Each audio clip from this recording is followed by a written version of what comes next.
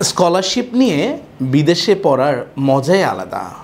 আইএলটিএসে 6.5 আছে কিংবা 7 আছে, কোথায় স্কলারশিপ পাওয়া যাবে কিংবা কোথায় স্কলারশিপ দিচ্ছে অনেকেরই হয়তোবা অজানা রয়ে গেছে, কিংবা এত প্রেশার লোড নেওয়াটা আপনার জন্য টাফ হয়ে যাচ্ছে। তাদের উদ্দেশ্যে বলবো যে সিদ্ধান্ত আপনাকে পাঠানোর দায়িত্ব এলএমএ ইন্টারন্যাশনালের। আপনার পেপারসগুলো আগে আমাদের এখানে জমা দিতে হবে। জমা দিলে আপনার এক্সট্রা কারিকুলার অ্যাক্টিভিটিস সহ জমা দিলে আমরা ট্রাই করব যে is there any opportunity for getting any scholarship in UK, Australia, USA or any others country.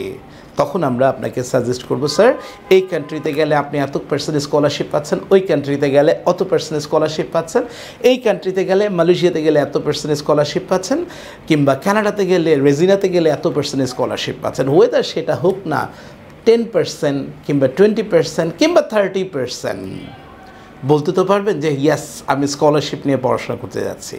So এটা আপনার ভিসা পাওয়ার ক্ষেত্রে অনেকটাই সহায়ক হবে।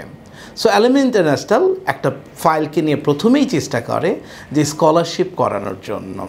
সো যদি স্কলারশিপ করাতে পারে এটাই হচ্ছে আমাদের সার্থকতা। সো আপনার অ্যাকাডেমিক্স পেপারসগুলো নিয়ে আমাদের এলএমএ ইন্টারন্যাশনাল সাউথ বনশ্রীতে আসার জন্য বিনীতভাবে অনুরোধ করছি। আপনি আসার পর আমরা একসাথে চা খেতে খেতে আমরা একটা সিদ্ধান্ত নিব যে আপনার রেজাল্ট অনুসারে কোথায় দেওয়া যায়, কিংবা এলএমএ টিম বসবে আপনার ফাইলটা নিয়ে, আমরা অ্যাসেসমেন্ট করে আপনাকে জানিয়ে দেব যে আপনি কোথায় গেলে আপনি একটা ভালো স্কলারশিপ পাবেন। আর এলএমএ ইন্টারন্যাশনাল বিশেষ করে USA, Australia, Canada, China, Malaysia, ইউরোপের ডেনমার্ক, নেদারল্যান্ড সব কান্ট্রি নিয়ে কাজ করছে, এবং আমরা প্রথম টার্গেট থাকে স্কলারশিপ প্রোভাইড করা বা স্কলারশিপের ব্যবস্থা করে দেওয়া। Thank you very much.